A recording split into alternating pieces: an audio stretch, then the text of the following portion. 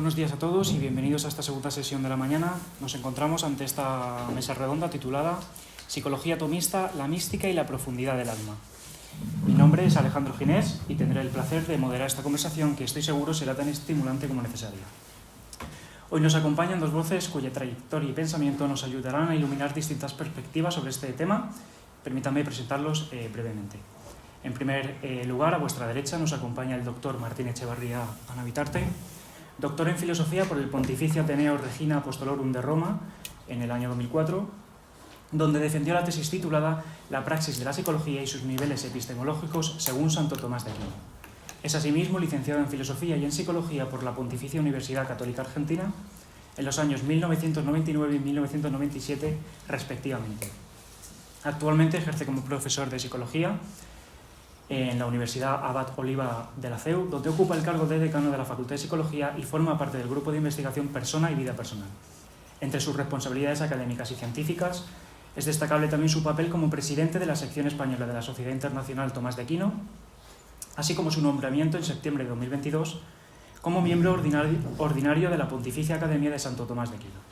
Es autor de numerosos artículos especializados y de diversas obras académicas, entre las cuales cabe mencionar su más reciente publicación, Virtud, Psicología y Salud Mental, el aporte de la concepción cristiana de las virtudes a la psicología, editada por la editorial Dickinson en 2023. Su intervención lleva por título Memoria intelectiva y Memoria afectiva según Tomás de Aquino. A su izquierda nos acompaña también el reverendo Raúl Sacristán López, sacerdote desde el año 2006, es licenciado en Psicología por la Universidad Complutense de Madrid desde el año 99 y en Teología por la Facultad de Teología San Dámaso, donde se especializó en 2007 en Teología Moral con una tesina titulada Afectividad, diálogo entre psicología y moral. Obtuvo el grado de doctor en Teología en la Universidad Eclesiástica San Dámaso en 2013, con la tesis Ipsa Unio est Amor, estudio del dinamismo afectivo en la obra de Santo Tomás de Aquino. En el ámbito docente es profesor en la Universidad Eclesiástica San Dámaso, donde imparte asignaturas vinculadas a la teología moral y a la psicología, siendo colaborador también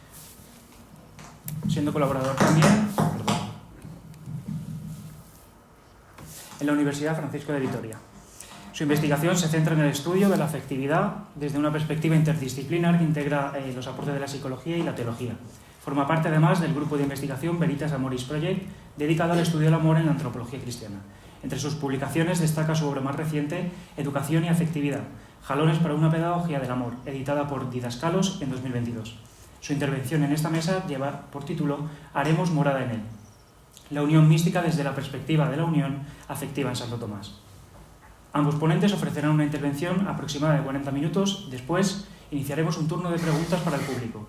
Les agradezco su presencia y sin más dilación cedo la palabra al señor Martín.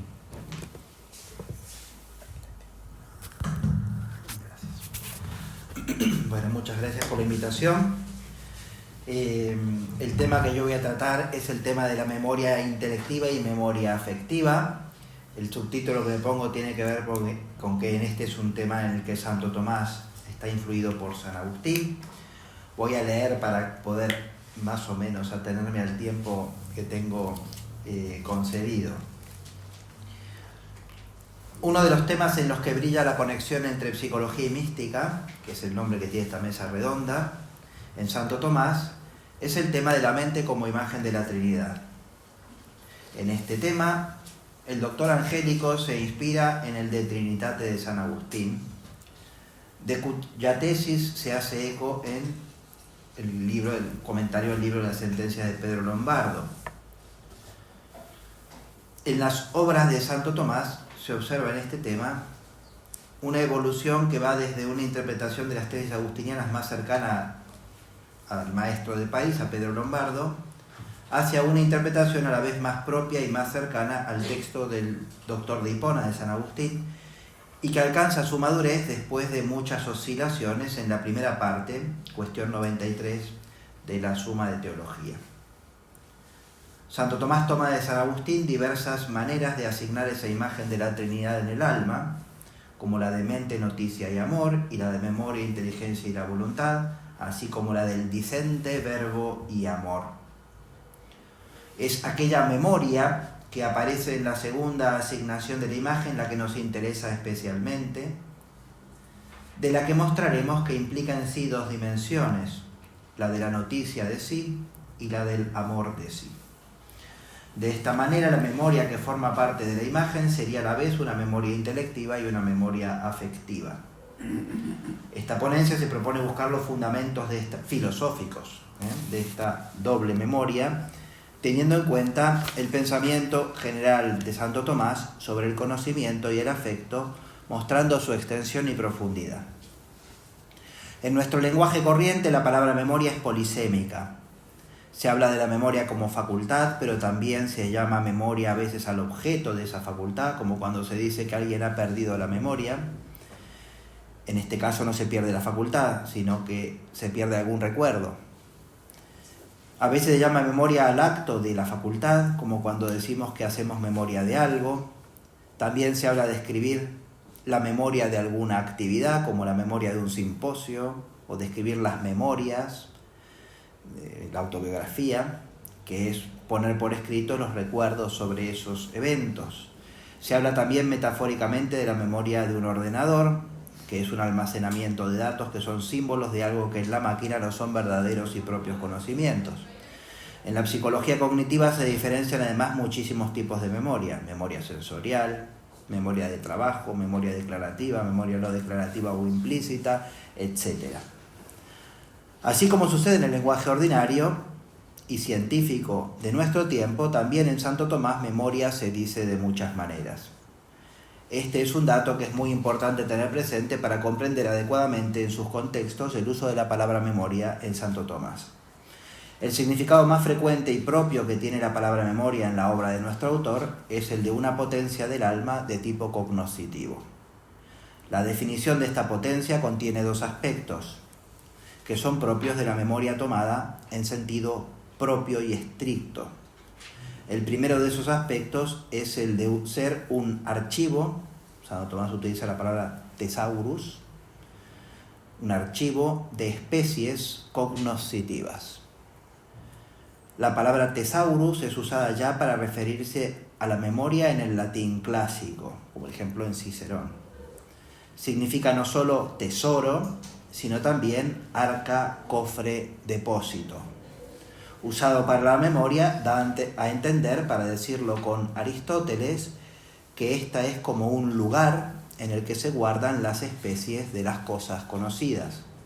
A su vez, la palabra species traduce al latín la expresión aristotélica eidos, que significa también forma, y que el estagirita utiliza con frecuencia para designar las formas en el sentido técnico que tienen en su filosofía.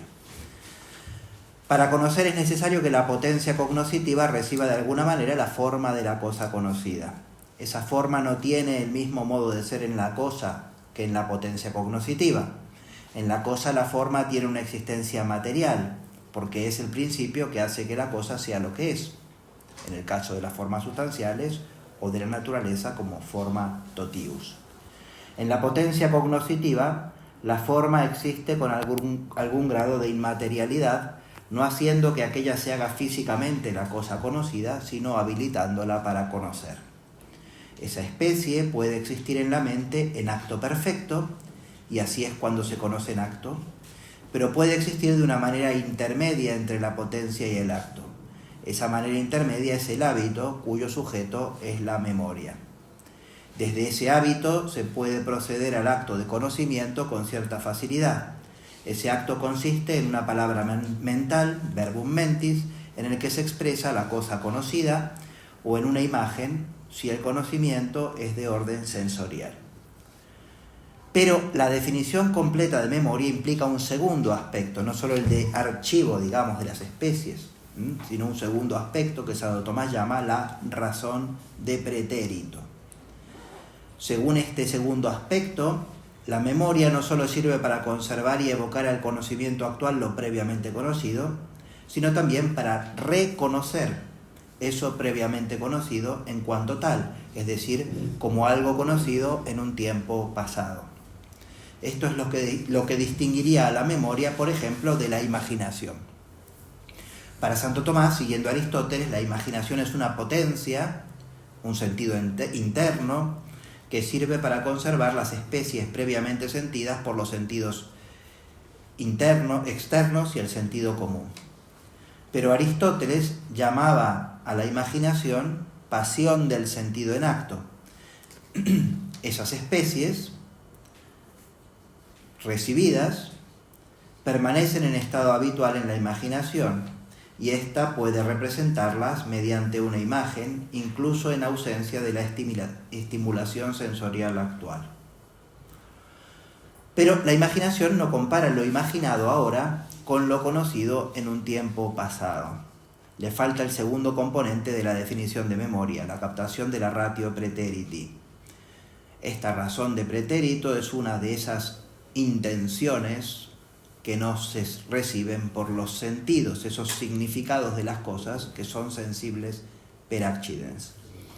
Hay dos sentidos internos intencionales, es decir, que captan este tipo de intenciones, la capacidad estimativa o cogitativa, y la memorativa, es decir, lo que hoy llamamos la facultad de la memoria.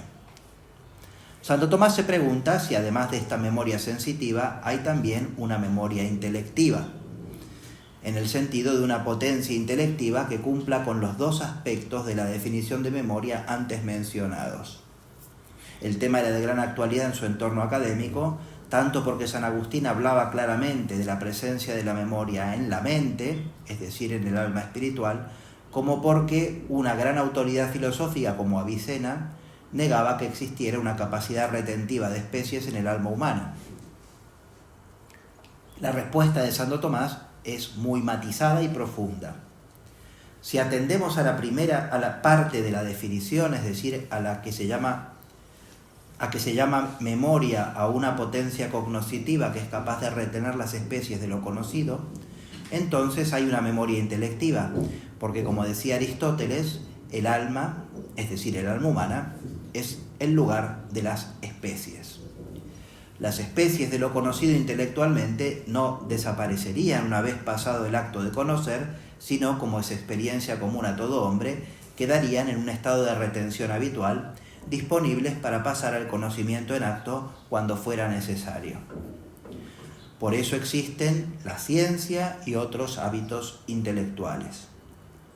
Porque las especies de las cosas conocidas quedan impresas en la mente, que es una realidad más consistente que las cosas materiales, por esto se conservan. Si los recuerdos de los singulares captados por los sentidos quedan grabados en las potencias orgánicas sensoriales, mucho más las especies o formas inteligibles. Este es el primer aspecto de la definición, la memoria como archivo de lo conocido. Pero si tenemos en cuenta el segundo aspecto de la definición, la captación de la ratio praeteriti, la respuesta es otra. Como los objetos del intelecto, universales y necesarios, están abstraídos del hic et nunc, es decir, de las condiciones individuantes de la materia, el tiempo les es accidental.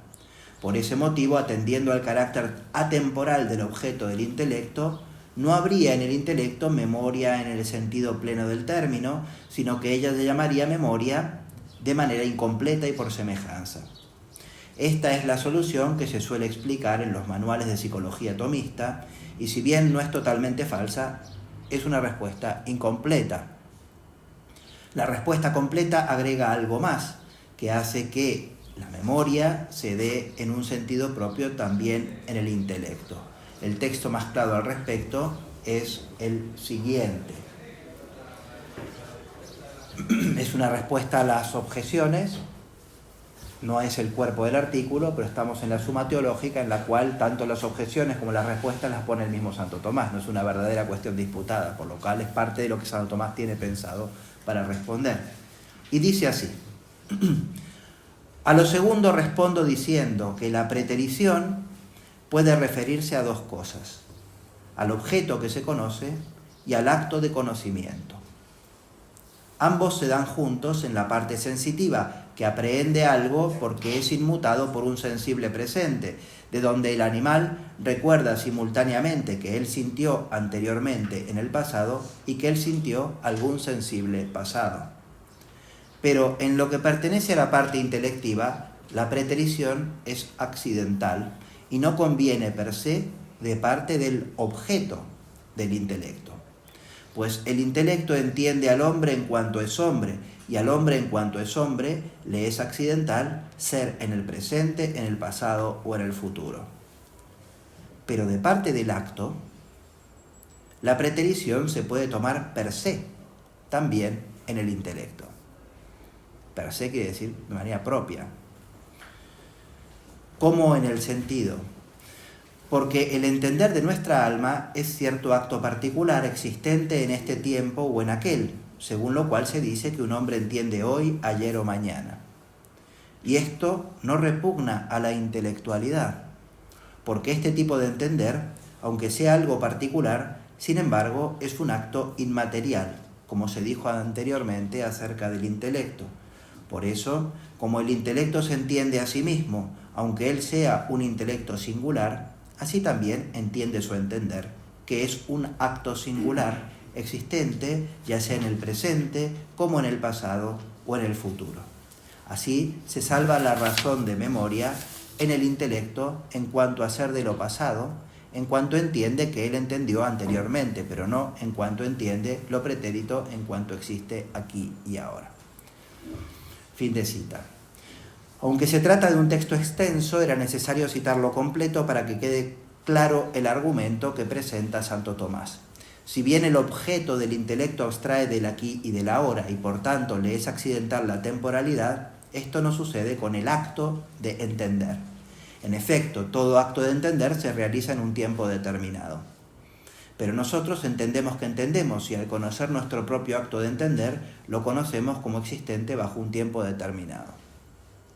Este entender el entender singular con sus condiciones particulares podría parecer que choca con el principio aristotélico del que el sentido es de lo particular y el intelecto de lo universal. Para explicar que no se da tal contradicción, Santo Tomás expone la razón por la cual el intelecto es de lo universal. Esa razón es que su objeto propio es la actividad de las cosas materiales, que se conoce por abstracción a partir de las imágenes que se originan en la sensación. La razón por la cual los particulares materiales no son inteligibles en acto es porque se encuentran realizados en la materia, que es principio potencial. Pero nada es inteligible sino en cuanto está en acto, y lo está por su forma. Por ello es necesario abstraer lo formal de la materia, ya sea la forma partis, ya sea la forma totius, la naturaleza, para poder entender. Y esa abstracción nos da una esencia que prescinde de las cosas, de las condiciones materiales. Dicho de otra manera, la inmaterial es la condición de la inteligibilidad. Pero los actos de nuestro intelecto son de por sí inmateriales, es decir, pertenecen ya al orden de lo que es inteligible en acto. Por eso, aunque sean singulares, son inmediatamente inteligibles. Por eso, como se conoce el acto intelectual que existe siempre, aquí y ahora, se puede tener un recuerdo del acto en cuanto existe bajo un tiempo determinado. Este recuerdo no puede corresponder a la memoria que es sentido interno, porque ésta no es capaz de conocer el acto del intelecto. Se trata, pues, de una memoria intelectiva que nos dice Santo Tomás en el artículo siguiente de la Suma Teológica, que es lo que estoy citando, que sería el mismo intelecto posible en cuanto conserva el recuerdo de las especies y de los actos de entender. Hay que aclarar que el tipo de conocimiento con el que se capta el acto intelectual en cada conocimiento objetivo es el conocimiento reflejo in actu exercito, es decir, en todo acto de intelección, nuestro intelecto es llevado directamente a su objeto. El objeto proporcionado del intelecto humano es la actividad de los entes materiales que ha sido abstraída de lo sensible por la luz del intelecto agente. Pero el acto intelectual, además de su aspecto intencional por el que se dirige a su objeto, tiene una dimensión reflexiva por el que se percibe a sí mismo en cada acto de entender lo otro. Más allá de que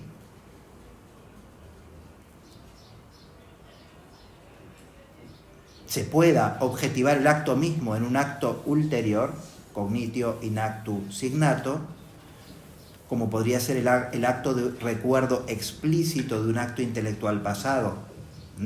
En cada acto de entender cualquier otra cosa, simultáneamente y en la misma operación, se percibe a sí mismo. Dicho de otro modo, en todo acto de entender algo, ordinariamente lo otro, se tiene en simultáneo un conocimiento intelectual experimental del acto del intelecto, y no solo del acto, sino también del sujeto mismo inteligente. Por eso puede haber memoria intelectual no solo de los actos de la mente, sino de la propia alma intelectiva en cuanto involucrada en esos actos, conocimiento fundamental para la conciencia de la propia duración a través de los distintos actos. Este tipo de conocimiento intelectual experimental del intelecto y de la propia sustancia de la mente se funda, según Santo Tomás, en la presencia inmediata del alma intelectual a sí misma debida a su inmaterialidad. Por esa presencia, el alma humana está estructuralmente habilitada para pasar al acto del conocimiento experimental o existencial de sí misma, suponiendo que se ponga en acto por la intelección de algo distinto de sí. A esto, siguiendo a San Agustín, Santo Tomás lo llama notitia sui, noticia de sí, en la que la presencia inmaterial de la misma sustancia del alma juega un rol análogo al de la especie en el conocimiento esencial o quiditativo. Esta presencia cuasi habitual del alma a sí misma, de la que procede el conocimiento experimental actual de sí, es llamada por Santo Tomás muchas veces memoria. En este caso, la palabra memoria no designa una potencia del alma, sino la retención del alma por sí misma, en cuanto ella es un subsistente espiritual, inmaterial y vuelto sobre sí mismo de manera habitual. Dicho de otra manera, es el alma como contenida en sí misma como un thesaurus. Aquí hay una cita de Santo Tomás. Esta es una cita clásica del De Veritate, cuestión 10, artículo 8. Nuestro intelecto no puede entender nada en acto antes de que abstraiga de los fantasmas, ni tampoco puede tener la noticia habitual de las otras cosas distintas de sí que no están en sí mismo, antes de la abstracción antedicha, porque las especies de los otros inteligibles no le son innatas. Pero su esencia le es innata, de tal manera que no debe adquirirla de los fantasmas, como tampoco la esencia de la materia se adquiere por el agente natural, sino solo su forma, que se compara a la materia natural como la forma inteligible a la materia sensible, como dice el comentador en el libro 3 de Ánima. Y así, la mente, antes de que abstraiga de los fantasmas, tiene su noticia habitual por la que puede percibir que ella es. Esa posesión habitual de la mente por sí misma, que se llama noticia de sí, es llamada también por Santo Tomás en el contexto del estudio de la mente como imagen de Dios, memoria. Este significado de la palabra memoria es diferente de los antes mencionados. Por un lado tenemos la memoria como potencia cognoscitiva. Así tenemos memoria sensitiva, memoria intelectiva, con sus dos dimensiones, de la retención y de la captación del tiempo. Pero en este caso nos encontramos, en cambio, con esta presencia de lo recordado, que es la propia mente, la memoria de sí.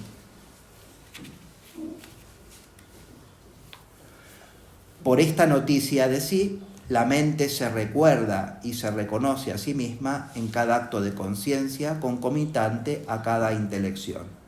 Esta conciencia concomitante puede llamarse memoria, como llamamos memoria a veces a los actos de recuerdo.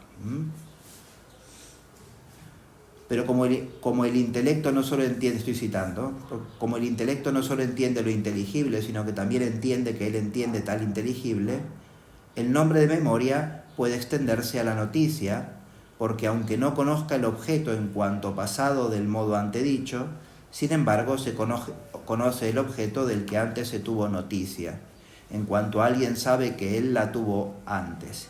Y así toda noticia no tenida como nueva puede llamarse memoria.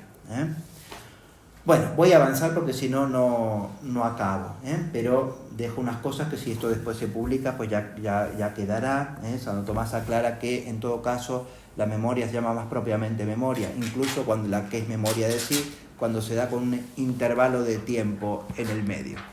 Es más memoria, más que la retención del alma simplemente, el reconocimiento del alma después de un tiempo, como si uno se va a dormir y se despierta, ¿no? Como dice la liturgia de las horas en un himno, ¿no? Vuelve el alma a su memoria. ¿Por qué? Porque se durmió, después se despierta, hay un tiempo intermedio y se recuerda a sí misma. Bueno, pero quiero pasar, porque se me acaba el tiempo y esto es casi el tema central de lo que quería exponer, a la memoria afectiva. Porque esto otro que he explicado más o menos es conocido. No es tan conocido, pero más o menos si uno investiga, esto es conocido. Esto otro que voy a hablar ahora es menos algo de lo que se habla menos o nada. Ahora es necesario considerar la que aquí llamaremos memoria afectiva. Esta palabra podría aplicarse a dos cosas. Por un lado, a la retención habitual del conocimiento de los afectos. Evidentemente, nos interesan especialmente los afectos espirituales, cuya potencia es para Santo Tomás la voluntad. Santo Tomás afirma que los movimientos apetitivos de la voluntad están en el intelecto, que los causa inteligiblemente, como el apetito natural está naturalmente en las cosas naturales o físicas, y el apetito sensitivo está sensiblemente en el sentido. Por eso el intelecto conoce los actos de la voluntad y consiguientemente los recuerda. Este tema, el del conocimiento de los actos apetitivos en Santo Tomás, ha sido poco estudiado, porque en el mismo Santo Tomás tiene poco desarrollo y merece mayor profundización, pero no es lo que voy a hacer aquí. Aquí lo que me interesa es la memoria afectiva en otro sentido.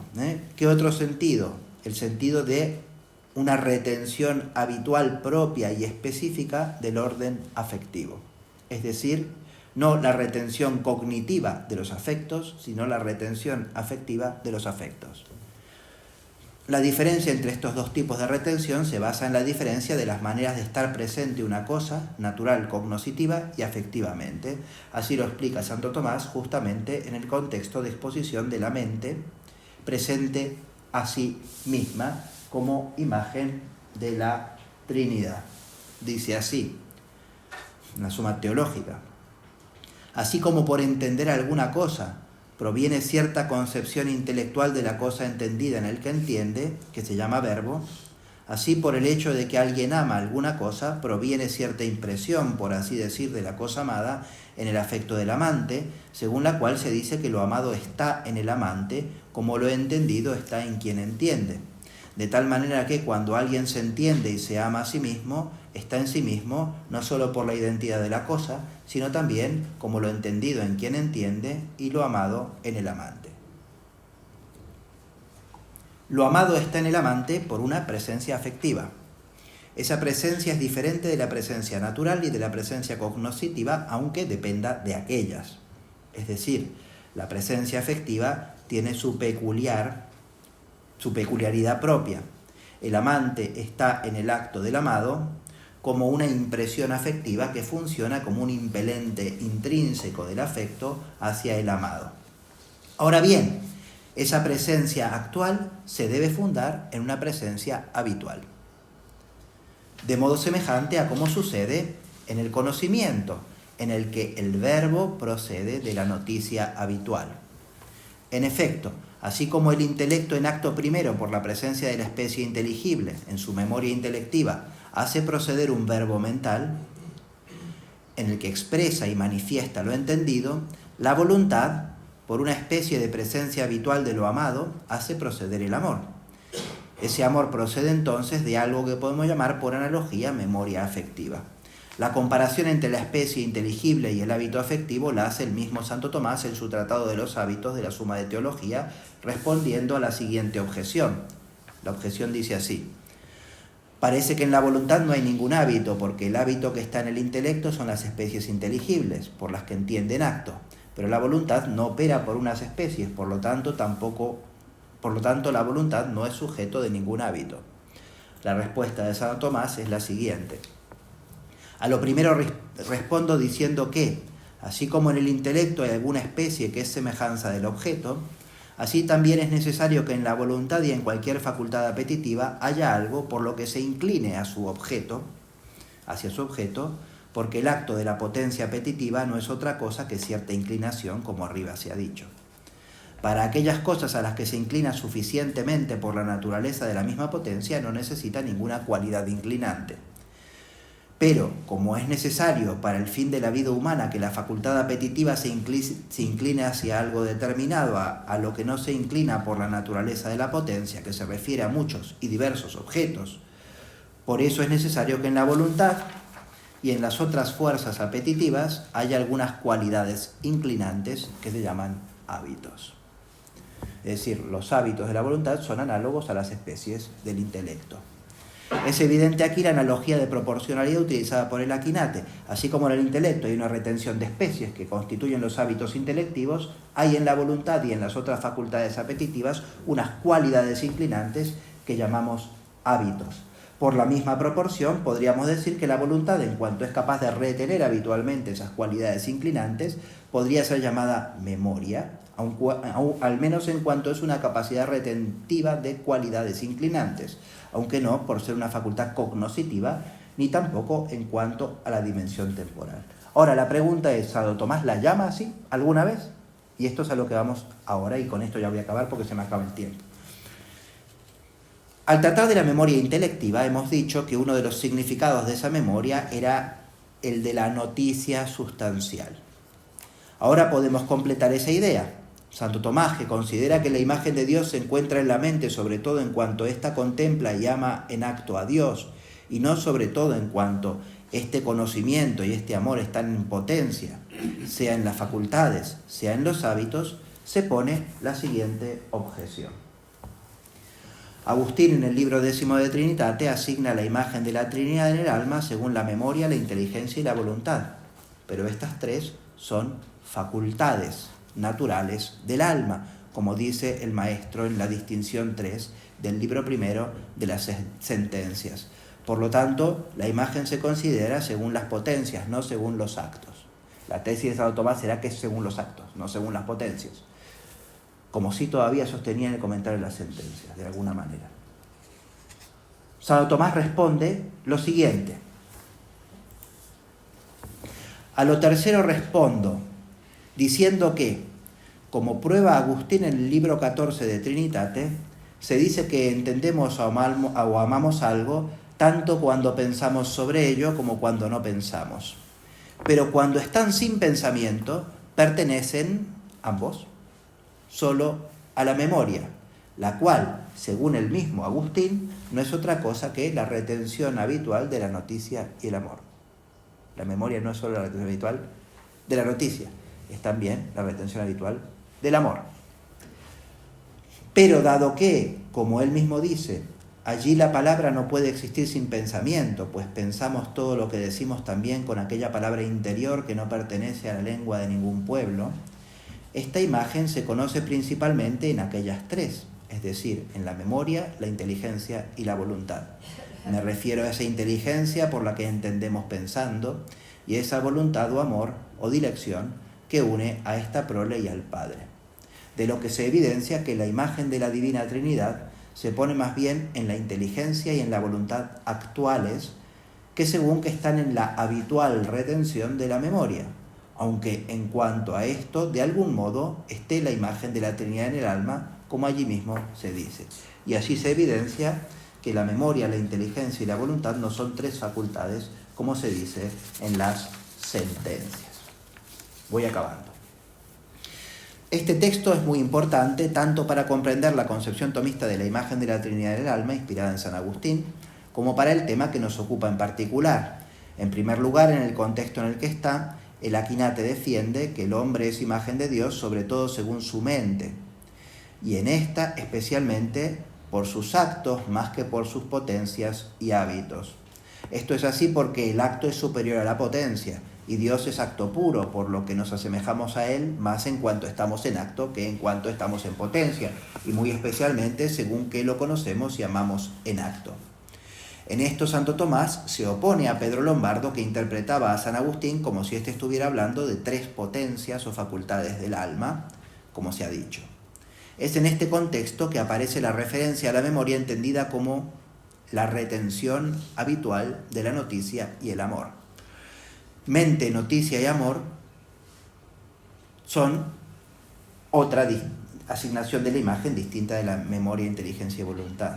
Santo Tomás interpreta que esa asignación es más imperfecta que la de memoria, inteligencia y voluntad porque se refiere a las potencias espirituales o al alma racional en cuanto raíz de esas potencias, mente, y a los hábitos sustanciales de la misma, noticia y amor, mientras que la primera se refiere a los actos de inteligencia y amor que brotan de esa mente y de esos hábitos. Por eso la memoria contiene la noticia y el amor habituales. Antes de profundizar en la naturaleza de esta memoria, es importante señalar que, aunque se trate de un lenguaje que Santo Tomás no crea, sino que asume de San Agustín, al menos acepta que se pueda llamar memoria, de alguna manera, a la retención habitual del amor. Y no solo de la noticia. Por este motivo me parece admisible que la retención habitual, no solo de cualquier noticia, sino también de cualquier amor y en general de cualquier afecto, es decir, de los hábitos afectivos, sea llamada de alguna manera memoria, aunque con menos propiedad que la memoria cognoscitiva. La retención habitual de las noticias, de las cosas, que son las especies, es algo que Santo Tomás expresamente y con frecuencia llama memoria. De modo semejante, los hábitos por los cuales el afecto se dispone a amar, por ejemplo, como son las virtudes de la caridad y de la amistad, pueden ser llamados memoria, y puede ser llamada así también la potencia afectiva que las tiene. Por eso considero suficientemente fundado hablar de una memoria afectiva. Evidentemente, en el contexto en el que trata el tema Santo Tomás, llama memoria a no cualquier noticia o a cualquier amor, sino a la noticia y al amor que toda mente tiene de sí por su sola presencia. Esta noticia y este amor que constituyen esa memoria no son potencias, ni es potencia, por tanto, esta memoria, sino que son sustanciales. El Aquinate lo dice claramente al negar que sean accidentes. Por ejemplo, en el siguiente texto. La noticia por la que el alma se conoce a sí misma no está en el género del accidente en cuanto a aquello por lo que es conocida habitualmente, sino solo en cuanto al acto de conocimiento que es un accidente. De allí que también Agustín diga que la noticia está sustancialmente en la mente, en el libro 9 de Trinitate, según que la mente se conoce a sí misma. Y ya, ahora sí que acabo. Dejo unas partes finales que saldrán publicadas quizá eventualmente. Los actos por los que la mente creada se conoce y se ama son accidentes pertenecientes al predicamento de la cualidad. Pero el principio radical del que el conocimiento existencial y el amor consiguiente proceden no son accidentes, sino que son las dimensiones de inteligibilidad y amabilidad actuales propias de un subsistente inmaterial vuelto sustancialmente sobre sí mismo y cognoscible y amable por sí, muy diferente de los entes puramente materiales, inteligibles solo en potencia, de los que los actos de la noticia debe abstraerse, y no amable por sí, sino para otro. El acto de intelección y de amor de sí proceden de la memoria sustancial que contiene la doble dimensión de la noticia y del amor. Bueno, me quedan 5 minutos, por lo cual leo las conclusiones. Como se ha dicho al comienzo de este trabajo, la palabra memoria tiene muchos significados, tanto en el lenguaje corriente como en la obra de Santo Tomás. El significado más frecuente es el que considera la memoria como una potencia del alma y muy particularmente como un sentido interno. La noción de memoria así entendida implica 2 aspectos: la retención habitual de especies y la captación de la ratio praeteriti. La palabra memoria se puede aplicar también a la potencia intelectiva, principalmente en cuanto esta es una capacidad de retener las especies inteligibles. Por otro lado, si bien el objeto del intelecto abstrae de un tiempo determinado, por lo que el carácter de pasado es accidental a este objeto, no obstante, el acto intelectual sí que se ubica en un tiempo determinado. Como podemos percibir intelectualmente el acto del intelecto, podemos no solo conservar las especies, sino saber que ese conocimiento se ha producido en un tiempo pasado, pudiendo por ello hablarse de memoria intelectual en sentido estricto y no solo metafórico. Además de la memoria que es potencia, tenemos la notitia sui, es decir, la posesión cognoscitiva habitual de la propia mente, que es fundamento de esa posibilidad de que ésta se conozca a sí misma en acto en cada captación intelectual quiritativa. Esta notitia sui es llamada memoria por Santo Tomás, siguiendo a San Agustín. Esta memoria no es una potencia, sino que es sustancial, es decir, es la habilidad de la misma mente para ser percibida en todo acto de intelección de lo otro. Pasando al orden afectivo, tenemos algo análogo a la retención habitual de las especies inteligibles en el intelecto, que son los hábitos apetitivos, por los que se conserva una disposición afectiva respecto de un determinado objeto. Santo Tomás mismo, siguiendo a San Agustín, acepta que la retención habitual del amor se llame también memoria. Podemos hablar, por tanto, de una memoria afectiva, por analogía de proporcionalidad, que es la conservación habitual de la disposición afectiva. Esta memoria es la voluntad misma, que es el sujeto y lugar de los hábitos del apetito, o también las otras potencias apetitivas, o también es el hábito por el que la potencia se inclina hacia ese bien. Al igual que en el orden del conocimiento hay una noticia habitual de la propia mente, también en el orden apetitivo hay una retención habitual del amor. Ambos se identifican con la verdad y la bondad ontológica de las mentes o sustancias inmateriales. Siguiendo a San Agustín, Santo Tomás llama memoria a la retención habitual de la noticia y amor que la mente tiene de sí. Aquí la memoria no es una potencia, sino esa dimensión entitativamente reflexiva, dependiente de su inmaterialidad, por la que la mente pertenece al orden de las cosas inteligibles y amables por sí mismas. Esta concepción le permite a Santo Tomás no solo desarrollar a fondo la metafísica de la mente, sino también desplegar teóricamente la teología agustiniana de la imagen de la Trinidad a partir de la analogía de la estructura de la mente y de la procesión de la palabra y del amor, a partir de la memoria, es decir, a partir de la posesión habitual de la noticia y del amor. Así, la palabra brota de la noticia y el amor actual o dirección resulta tanto de la palabra entendida como de la fuente del amor sustancial reflexivamente poseído. Bueno, dejo aquí. Tengo alguna consideración más, pero me he pasado de tiempo. Terminamos aquí.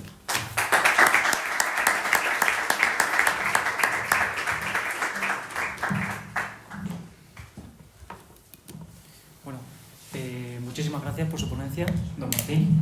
Ahora mismo cedemos la palabra al reverendo Raúl Sacristán López, cuando quiera.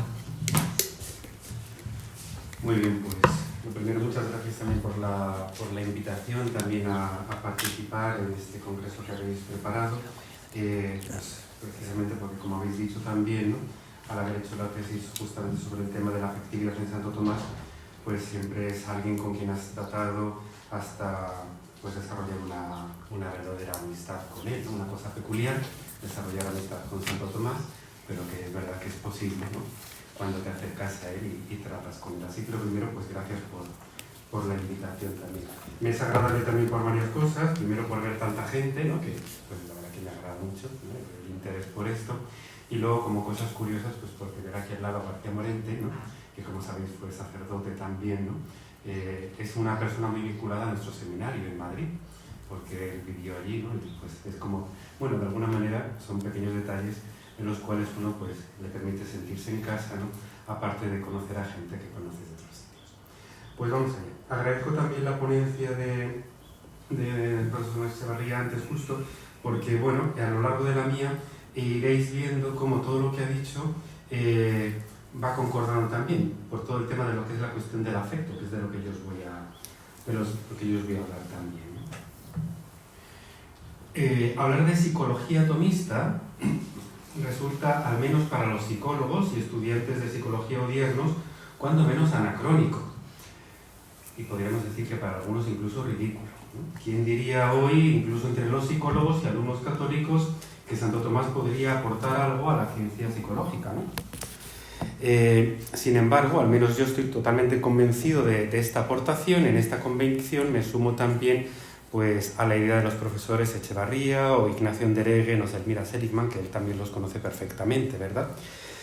Pero si a los psicólogos actuales, yo estudié psicología en la Complutense, así que ahí en Somos Aguas, entonces, si a los psicólogos actuales les resultaría extraño hablar de Santo Tomás, tampoco creo que muchos recurriesen a nuestro santo para explicar la teología espiritual y mística en la propia teología también, ¿no? Sin embargo, nuevamente creo que ahí tiene mucho que decir. Y a este respecto también hay trabajos clásicos en la teología espiritual, como el de Jean-Pierre Thoguer, ¿no? O del dominico también, ¿no? El padre Arintero, sobre la teología espiritual tomista también, ¿no? Arintero llega a decir que si bien los teólogos espirituales no le citan, ¿no?, los que se dedican a la estudio de la teología espiritual, al menos le contrastan, para no decir nada que Santo Tomás no dijera, ¿no? Pero bueno. El vínculo entre la psicología y la espiritualidad radica en la concepción antropológica que subyace a ambas. La confusión antropológica actual es la razón por la cual estas dos disciplinas parecen no solo alejadas, sino opuestas, ¿no? Psicología y espiritualidad, ¿verdad?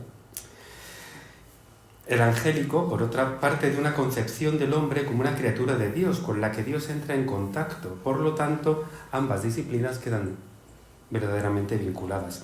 Hablar de una psicología tomista supone afirmar que Santo Tomás tiene una concepción de lo que es la psique humana que puede seguir iluminando actualmente. Esta luz deriva de la propia concepción de psique, acerca de la cual la psicología actual no tiene una perspectiva unificada. Considero que es necesario insistir en que la psicología es aquello que su nombre indica, ciencia del alma. Creo que las propuestas de la psicología moderna, como ciencia de la mente, del inconsciente, de la conducta, etc., son luminosas en algunos aspectos, pero limitadas por no ofrecer una visión adecuada del hombre. La realidad de la vida humana pone de manifiesto estas limitaciones y en la consulta psicológica aparecen los problemas. La sociedad actual occidental evidencia el problema fundamental de la falta de sentido de la vida humana y de cómo el hombre busca alternativas, pero que ninguna le sacia, no le satisfacen. Es aquí, en esta insatisfacción, donde queda patente que el problema humano tiene que ver con el deseo, y más aún con la raíz del deseo humano. La paradoja del deseo humano es que es al mismo tiempo insaciable e inextinguible. Las numerosísimas adicciones que sufre la gente hoy, ¿no?, nuestros contemporáneos, no hacen más que agudizar lo que el ahora ya bien conocido Byung-Chul Han, ¿no?, denominó en uno de sus primeros ensayos, allá en el año 12, agonía del eros. Creo que esta agonía viene provocada por una ignorancia más o menos culpable acerca de la realidad del alma humana. Y por eso me parece interesante y apropiado poder adentrarnos en el tema con la ayuda del doctor común. La propuesta del título que se me propuso, Psicología tomista, mística y profundidad del alma, ¿no?, unía esto, ¿no?, la mística y la profundidad. En verdad esto es rizar aún más el rizo, dado que si ya son pocos los que quieren hoy hablar del alma humana, hoy día, ¿no?, es cierto que no son muchos más los que crean que la mística nos podría dar una respuesta conveniente. Así que el reto me parece muy sugerente. Cuando hablamos de mística, nos referimos en la teología a la relación entre Dios y el hombre, en una unión que propiamente va transfigurando al hombre interiormente. Esta idea del cambio aparece en la teología bíblica desde la expresión de la creación, imagen y semejanza divina, hasta San Pablo y el Apocalipsis, ¿sí? A diferencia de lo que se pueda pensar, la mística no se reduce a las experiencias extraordinarias que han podido vivir algunos santos. Y ellos mismos dicen que la unión con Dios no consiste en estas experiencias y que han de ser rechazadas y superadas, e incluso invitan a que se haga esto. La mística se trata de una forma de unión en la que el creyente actúa, y esto es en línea de lo que ha dicho también, ¿no?, antes don Martín, actúa en una consonancia plena con Dios. Esta forma de unión, que es un acto también, es la que resulta del núcleo de nuestra reflexión, ¿no?, porque en esta unión podremos avezarnos algo en esto del misterio de la profundidad del alma, si es que podemos hablar así.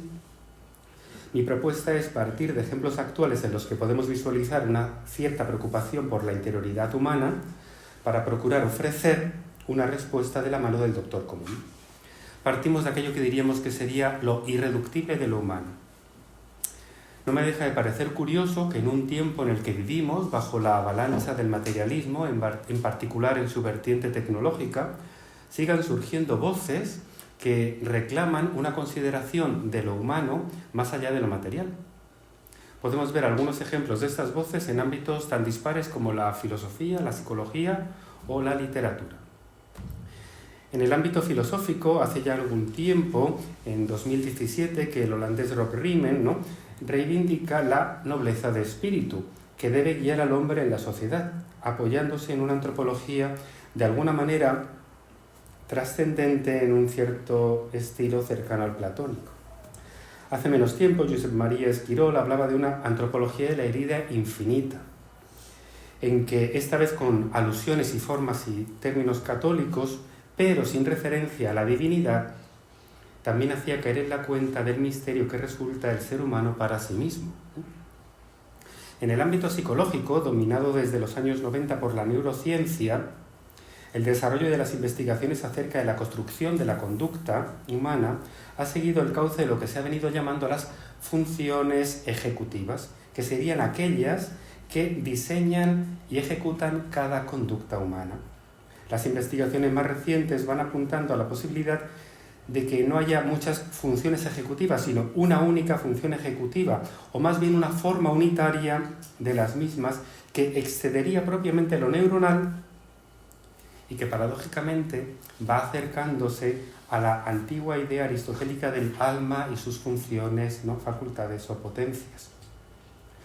Que los más recientes estudios psicológicos vayan en la línea del de ánima aristotélico, el primer tratado de psicología, si se pudiera decir así, no deja de ser paradójico para la psicología moderna, que quiso apartarse con todas las fuerzas que pudo de sus raíces filosóficas, hasta el punto, como comentábamos antes de la charla, de Martín y yo, de que en psicología ya no se estudia nada de filosofía, ya no tenemos nada que ver con la filosofía, Por último, en el ámbito literario, que me parece también como un termómetro bastante conveniente de la cultura, podemos citar dos casos bien dispares. Por una parte, nos encontramos con un álbum infantil, con un cuento para niños, para primeros lectores, publicado en 2022 por una autora que se llama Ana Llenas, cuyo título es Vacío. Es un poco paradójico el apellido y el título. Y que narra la historia de una niña que, tras un episodio que no se indica, descubre un gran agujero en sí misma, un gran vacío, del que le salen cosas terribles que la dejan destrozada. Curiosamente, una voz que viene del suelo le dice que mire en su interior. Aunque la voz venga del suelo, la imagen de esa voz, por lo menos a nosotros, a mí, me recuerda la idea de la interioridad agustiniana, ¿vale? Aunque esta es una vocación personal que, por supuesto, no aparece en el cuento de Ana Llenas, ¿vale? No obstante, el punto a resaltar es que hay una voz ajena que abre un camino. El cuento deja sin explicar tanto el origen de la voz como el espacio interior, aunque lo presenta finalmente como algo positivo. Hay una interioridad peculiar que puede ser positiva. Por otro lado, el Nobel de Literatura, Kazuo Ishiguro, en Clara y el Sol, publicado en 2021, presenta la historia de un amigo artificial, un robot llamado Clara. Habría que pensar si sería una robot, pero bueno. Que pasa de decir que podría sustituir a una persona humana a finalmente negarlo, cuando descubre que las personas humanas tienen una interioridad habitada, imposible de repetir por la tecnología. La bondad que se puede encontrar en estos diversos trabajos es el intento de superación de una antropología materialista. Este es el dato positivo. Sin embargo, la falta de explicación de quién es el hombre le deja al hombre finalmente, justo pues en ese vacío de Ana Llenas, o en ese abismo del que habla Esquirol. Según sabemos nosotros, la salvación viene de los judíos. San Agustín, a quien hemos aludido anteriormente, experimentó ese vacío en su adolescencia. Muere un amigo íntimo suyo del que no sabemos el nombre, que le lleva a decir que se había convertido él a sí mismo en una gran pregunta para sí mismo. Dedicaría San Agustín toda su vida a tratar de responder esta pregunta. Así fue como se encontró con una interioridad asombrosa y habitada, como relata el bello pasaje del Tarde te amé. La respuesta que halló Agustín, tal como indicase Benedicto XVI en Deus Caritas, surge en el encuentro con una persona, con Jesucristo, que revela al hombre el misterio del propio hombre. Y es que, como le dice el mismo Señor a la mujer samaritana, la salvación viene de los judíos. La curación de esta herida, que es lo que significa salvación, viene de los judíos. Es decir, hay una voz ajena, una persona ante nosotros que nos indica un camino para introducirnos en el misterio que somos nosotros mismos. Nada más razonable ni más acorde con la mentalidad científica que asumir el dato que tenemos ante nosotros, la realidad que se nos ofrece. Los apóstoles, tras la resurrección, no daban crédito a lo que estaban contemplando, pero sería hacer violencia a la propia razón, a su propia experiencia humana, si tratasen de negar que aquel que había muerto en la cruz estaba de nuevo vivo ante ellos. Y no solo eso, sino que además les abría un camino vital distinto, en el que el centro era la unión de ellos con Dios. Así se lo había anunciado previamente durante la celebración de la que sería la última cena antes de la pasión. El relato del cuarto evangelio, San Juan recoge unas palabras de Jesús en las que va descubriendo el misterio de lo que es la vida del cristiano. De modo particular, entrando ahora ya de lleno en el centro de nuestro tema, Jesús descubre el misterio del hombre al anunciar a sus discípulos que el Padre y él mismo tendrán una peculiar relación con el creyente. Dice, vendremos a él y haremos morada en él. Que Dios mismo, la Trinidad, pueda hacer morada en el hombre supone de primeras dos aspectos. Primero, la posibilidad de la venida requiere una dimensión humana que pueda acoger la divinidad. En segundo lugar, la venida del que es infinito en el que es finito requiere la transformación del receptor. Con la ayuda de Santo Tomás vamos a adentrarnos algo en el misterio del alma humana y de, si acaso se pudiera decir así, de su profundidad. Esta profundidad es más bien la absoluta de semejanza, en términos agustinianos, entre el hombre y Dios. Por eso la profundidad de lo humano es en sí misma la vida mística. Es decir, la vida de Dios en el hombre, el morar de la divinidad en la criatura. Entonces decíamos, ¿no?, con el Señor, haremos morada en él. En el comentario al Evangelio de San Juan, Santo Tomás explica que para que Dios se manifieste al hombre se requieren dos cosas, la caridad y la obediencia. Está en el comentario de San Juan en la lección sexta. La caridad, sigue diciendo Alaquinate, une el alma a Dios, eleva a él su mirada y la libera de lo mundano. Las tres cosas ocurren paralelamente, puesto que la unión supone el alzar de la mirada y la liberación de lo mundano. Esta triple dimensión del hacer morada, mediante la caridad, es la que nos va a servir de guía y por tanto tenemos que retenerla, así que es importante repetirla, ¿no? Supone unir, elevar la mirada y liberar de lo mundano. Para fijarla podríamos tomar la imagen de un padre que eleva a su hijo que se ha caído al suelo mientras le mira y le levanta. Si tenemos esa imagen, yo creo que se podría ir organizando después, ¿no? Nos podría servir como para poder seguir el dinamismo que hace Tomás. Nos centramos, por tanto, en la cuestión de la unión, porque la unión va a explicarnos el misterio de las dimensiones del alma humana, si así podemos hablar, el misterio de estas supuestas medidas. La unión del alma con Dios, según hemos visto anteriormente, se produce por la caridad. La caridad, como bien sabemos, es una virtud teologal que Tomás define como cierta amistad del hombre con Dios. Por la caridad, el hombre queda unido a Dios en una comunión, en una comunicación que le perfecciona. Le hace partícipe de la bienaventuranza divina, que consiste en una cierta semejanza con Dios, en un cierto vivir la vida divina, que es lo que presentamos con otras palabras como santificación, divinización, deificación, glorificación, y que en el fondo es el fin de la vida humana.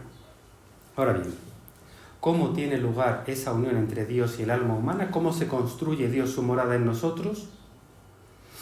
Dado que la caridad es una virtud, y por lo tanto se puede explicar desde la perspectiva de los hábitos morales, diferentes a los hábitos intelectuales, ¿no? Podemos entender que esta unión tiene un fundamento afectivo, es lo que antes ha explicado, ¿no?, don Martín. puesto que el hábito es una plasmación, una integración de la afectividad que se produce por la presencia interna del otro, de tal modo que a quien está dentro le llamamos amado y al que lo contiene le llamamos amante. La unión se expresa como una presencia interior, como una unión afectiva, a la que Tomás acabará llamando amor. Digo acabará porque precisamente este es el aspecto de nuestro doctor, ¿no?, en el que fue haciendo un camino que a mi juicio resulta como pues muy interesante conocer para poder responder a alguna pregunta de las que hemos propuesto y a las dificultades que hemos aducido al inicio de esta relación. Entonces vamos a ver la evolución del pensamiento tomista sobre esta unión afectiva. Partimos del comentario de las sentencias, donde se encuentra Santo Tomás allí con el problema del término transformación. Cuando Tomás inicia sus estudios e investigaciones a partir de las sentencias del Lombardo, recibe una definición del amor como transformación, en concreto como virtus unitiva formaliter, es decir, una fuerza que une formalmente. Es la distinción 27 del tercer libro de sentencias. Esta unión supone que, esto es muy interesante, que el amante, de algún modo, se convierte en el amado, porque adquiere la forma de éste. En esta afirmación, Tomás intuye que tiene que haber un problema, porque no vuelve a utilizar el término transformatio para referirse a este aspecto en todas las obras siguientes. Jamás volverá a hablar del amor como transformación. Desde aquí, abandona el término. El problema que implica la transformación es justamente la desaparición del amante, al adquirir la forma del amado. Esta unión podría entenderse, es lo que ve Tomás, como una duplicación del amado, aunque más bien podría considerarse como una asimilación del amante en el amado, una cierta fusión. Si así fuera, el hombre desaparecería en Dios. Esto es lo que plantea el budismo, que está tan de moda en Occidente, sobre todo a partir de los años 60, cuando con la guerra de Vietnam pues llega aquí también Thich Nhat Hanh, ¿no?, y desarrolla todo este tema de las escuelas budistas, ¿no? En verdad es un problema mucho más común de lo que podemos pensar, porque no es solamente un fenómeno religioso, porque también atañe a todas las relaciones humanas. Esto en psicología. Basta mirar el fenómeno de los fans, ¿no?, entre los adolescentes, que copian a sus ídolos para desaparecer ellos. Es una forma de afirmación cuando uno está vacío. Es decir, aquí se muestra la debilidad de la persona. Por eso es tan importante entender cómo es la unión, ¿vale? Esta fusión es altamente anhelada por aquellos que ven en el proceso de desaparecer ellos mismos, ¿no?, y convertirse en lo amado, su salvación. Quieren dejar de ser ellos mismos. Es decir, aquí está de lleno también todo el problema de la transexualidad, por una falta de entender bien lo que es esta unión afectiva y de lo que es el hombre. Quieren no ser más ellos. Es decir, no es que amen al amado, es que amarían dejar de ser ellos. Este es el drama. Y por eso pasa en una... Es decir, por eso Santo Tomás abandona el término transformación, porque lo que es fundamental es que yo siga siendo yo, que yo no desaparezca, que yo ame a otro, ¿no? La relevancia de este aspecto en el momento actual es evidente, no hace falta explicarlo. La respuesta que demos a la dimensión del alma humana y a la cuestión de la unión es central para superar el problema, pero considero que no es relevante detenernos ahora, porque la misma evolución terminológica pues nos va a dar la respuesta de Tomás también, ¿no? Hay un momento, después de este momento inicial del comentario de las sentencias, que es un momento intermedio en el cual Santo Tomás elabora el De Veritate y la Contra Gentiles, ¿no? Es ya en su etapa de docente en París, en 1257, en este tiempo comienza ya a plasmar su pensamiento. Hay una madurez ahí también en distintos trabajos. Entre ellos, el De Veritate consiste en un conjunto de 29 cuestiones disputate en las que va articulando una cierta visión antropológica cuyo centro es la concepción de bien. A la consideración del bien le corresponde la consideración de la facultad apetitiva como aquella que capta el bien. Era una estructura ya conocida, pero quizá no tan asumida, y de hecho posteriormente volvió a quedar olvidada. Justo después, los primeros comentaristas de Tomás esto no lo conciben. Mi teoría es que en la actualidad tampoco es fácil identificar la originalidad de la petición, como ya se ha señalado anteriormente, y se confunde o bien con lo racional o bien con lo sensible. Este problema aparece en la propuesta de la inteligencia emocional de Goleman, bueno, de Salovey y Meyer, no de Goleman, ¿no? En la psicología positiva, o por ejemplo también, que es menos conocido pero es mucho más fundamental, en la teoría de la evaluación cognitiva del estrés de Richard Lazarus. Fijaos que Richard Lazarus toma sus teorías de Magda Arnold, que ella es una conversa que por medio de un jesuita conoce a Santo Tomás y elabora una teoría de las emociones fundamentada en la teoría de Santo Tomás. Lazarus conoce a Magda Arnold, pero no sigue su teoría, por lo cual al final la teoría de Lazarus acaba siendo intelectiva, con lo cual pierde esta originalidad de la petición. Llega a posturas que acaban en lo que sería el neoestoicismo actual y que han influido grandemente en otros filósofos actuales, como por ejemplo Martha Nussbaum, ¿no? Esta mujer ha hecho un recorrido que va de Aristóteles hasta el estoicismo, ¿no? Pero bueno, cada uno hace su camino en la vida. La propuesta de Tomás en el De Veritate consiste en revisar la forma de relación con el bien. La describe como inclinatio, ha cambiado la palabra. De transformatio pasa a inclinatio. Con este término se empieza a salvar el escollo de la fusión que implicaba la transformatio, al tiempo que se mantiene que hay dos polos, el amante y el amado, considerando una fuerza atractiva entre ellos. La inclinación es una fuerza unitiva entre los dos polos, ¿no? No se trata de ninguna idea ni tampoco de una sensación física, sino de una atracción que responde al descubrimiento de algo como bien, es decir, como aquello que causa nuestra perfección. Es en este sentido que nuestro doctor incluye en el De Veritate el término formatio quoedam, una cierta formación, porque de alguna manera empieza a intuir que sí que hay una cierta variación en la forma del amante. Para Tomás la forma es un principio inmaterial del hombre, se trata del alma, concebida como forma vital, pero esta forma vital, siendo inmaterial, parece que está como siempre contenida dentro del cuerpo. Digo parece porque, sin embargo, va más allá del cuerpo. Se inclina más allá de sí misma precisamente porque encuentra un bien que no haya en sí misma. El bien que encuentra es la perdurabilidad, la permanencia en el ser. El hombre es consciente de que no logra retener el ser, es decir, es mortal, y que la muerte le deshace. De ahí la inclinación a buscar retener el ser, a mantener la vida, como una inclinación que se halla en el alma humana. De alguna manera, ¿no? Esto implica que el alma va más allá del cuerpo. Aquí otra vez la actualidad de esto y todo el desarrollo de la tecnología médica para prolongar la vida, queda patente ese deseo de retener la vida, ¿no? De retener el ser.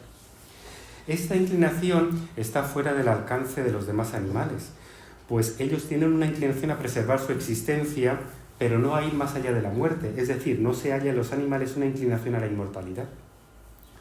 La consideración de la inmortalidad es un dato que corresponde con la racionalidad humana. Esta relación entre la consideración de la inmortalidad como verdad y un bien permite entender que Tomás reflexione sobre el bien en un texto cuyo centro es la verdad.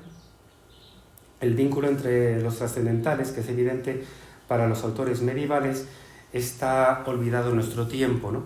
Un tiempo que Hans Jonas, ¿no?, denomina como pausa metafísica, ¿no? Y esto es en lo que nos encontramos actualmente. Lo más sorprendente de la realidad es que, existiendo en lo concreto de la materia, esté sostenido, ¿no?, en el ser por formas inmateriales. Jonas dice que los antiguos vivían un cierto panvitalismo, considerando que de alguna manera todo vivía y que lo difícil de explicar era la muerte. Ahora, sin embargo, dice Jonas, ¿no?, el materialismo considera lo inerte, lo muerto, la muerte, ¿no?, como lo obvio, y en este pantanatismo ignora lo que es la vida. Considero que este es el problema central al que se enfrenta el hombre actual: definir la vida como algo que va más allá de la materia. La vida humana no es meramente biológica, ni siquiera psicológica en cuanto a sus funciones psicológicas, ¿no?, sino que la vida humana es zoé, es decir, donación, por lo tanto apertura a la recepción de una nueva donación, ¿no? Y a donarse a sí mismo. Esta consideración de la vida como Zoe, ¿no?, es la que nos va a permitir afinar posteriormente el misterio de la profundidad del alma humana. La consideración de la vida como donación permite entender el desarrollo que siguen las obras de Tomás, dado que tras el De Veritate va a redactar, a petición de la Orden, ¿no?, la Contra Gentiles, que es una primera exposición completa que hace Tomás de sus ideas, de su pensamiento teológico, y que se puede entender desde la clave de la providencia divina, que crea todo como un acto amoroso y lo crea providentemente. Ambos movimientos, creación y conservación, se entienden como una donación personal de Dios. Son actos que solo se comprenden a la luz del amor, no desde una mera idea o concepto. Esta idea del amor divino va a reflejarse en lo que Laquinate comenta sobre el amor como pasión en el hombre. Las novedades que incluye la Contra Gentiles son los términos similitudo y proporcio. Aquí aparecen otros dos nuevos términos. En relación al amor, para que éste pueda tener lugar se requiere una cierta semejanza. Por eso, a mayor semejanza será posible mayor amor. De aquí que podamos amar más a las personas que a las plantas y a los animales, aunque haya hoy quien niegue esto. Se trata de una ignorancia antropológica, por no decir una ignorancia ideológica. La inclusión del término proporcio permite entender que la relación va a ir de alguna manera ajustando los dos polos. La similitud garantiza la unión de ambos y la proporción supera la cuestión de la fusión. Respecto a nuestro tema, la relevancia del afecto en la consideración de la profundidad del alma, podemos decir que ha habido un nuevo avance respecto al comentario de las sentencias. El problema de la transformación ha sido superado definitivamente. El hombre no desaparece en Dios, sino que partiendo de una similitud creacional recibida del Creador, que consiste en su ser racional, se puede acercar a Dios. Pero, ¿qué proporción podría existir entre Dios y el hombre, entre el Creador y la criatura? Parece que este acercamiento sería totalmente desproporcionado, ¿no? Este es el nudo que tenemos que acabar de deshacer. Hay una especie de turning point, ¿no?, de momento de cambio, de giro, que son los comentarios al Pseudo Dionisio y a la Ética Nicomaquea, ¿no? Entonces, está ya Santo Tomás redactando la Suma cuando redacta estos dos comentarios. Tomás, creo que el más relevante es el comentario a Pseudo Dionisio, eso sí que es cierto, ¿eh? Tomás conocía la obra de Dionisio por San Alberto Magno, que también la había comentado, ¿no? El Pseudo Dionisio dice que para que el hombre pueda asumir la comunicación divina es necesario guardar tres normas, de nuevo aparecen aquí. Una santa intención, un disponerse firme indeclinablemente hacia las cosas superiores y con un amor conmensurado. Y estas tres normas coinciden con los requisitos que Tomás indica en el comentario de San Juan para recibir la caridad. Acercarse a Dios, elevar los ojos y darse tiempo. Aunque el comentario de San Juan no cite al Pseudo Dionisio, no podemos dejar de resaltar la relevancia que para la exposición de la acción de la gracia tiene el Dionisio, ¿no?, sobre Tomás, mucho más que Aristóteles. Esto es debido a la superación de la posición aristotélica que cifra más bien el conocimiento humano en su capacidad racional del hombre. Frente a esto, Dionisio afirma con rotundidad que este conocimiento no puede ser aprendido, sino que tiene que ser recibido. O con mayor precisión, dice Dionisio, padecido, al modo de un rayo luminoso, ¿no?, de la misma luz o esencia divina en nosotros también, ¿no? Esta comunicación de Dios con el hombre se produce un tipo de conocimiento diverso, no por presciencia, dice, ¿no?, Tomás, sino que sería el propio de la intelección, sino por unicionem, propio del afecto. Es una forma muy peculiar de conocer, porque no se trata de algo adquirido, sino de algo de lo que se está haciendo experiencia en este momento, en un acto. Podríamos traducirlo por unificación, para referirnos a la acción de unificar, de hacer de dos cosas una sola. El fruto de la unificación es la unidad. El acto sería la unión, pero lo importante es salvaguardar esta forma de dinámica propia de la atracción que ejerce el bien supremo. Según esto, el hombre conoce a Dios porque Dios se le comunica atrayéndole y unificándolo con él. De aquí que en la Expositio Superdivinis Nominibus, Tomás comienza a utilizar el término, uno más, coaptatio, para referirse al cambio que va a experimentar el hombre al convertirse en receptáculo de la gracia, al unirse a Dios. Pero al mismo tiempo, también hay un cierto cambio en Dios en cuanto que se adapta al modo de ser de su criatura. Imaginaos que hemos celebrado el otro día la Encarnación. Y de ahí pues todo lo que tiene que ver con la gracia sacramental posteriormente, ¿no? Tiene lugar entonces una unificación del eterno con el mortal, del creador con la criatura. Esta dinámica de unión causará en la criatura una forma nueva, que se expresa con el término habitudo, que también hemos comentado anteriormente, ¿no?, en la exposición anterior. En el comentario al De Divinis Nominibus, Tomás da un paso decisivo para la comprensión de la unión amorosa, al explicar que se dice que es amado aquello con lo que el apetito del amante se relaciona con su bien. La expresión latina no tiene una fácil traducción al español, porque dice, ¿no?, se refiere al modo como el amante se tiene a sí mismo, se habet, ¿no? En latín dice se habet, al modo como uno se tiene, ¿no?, respecto al amado, a filud, ¿no?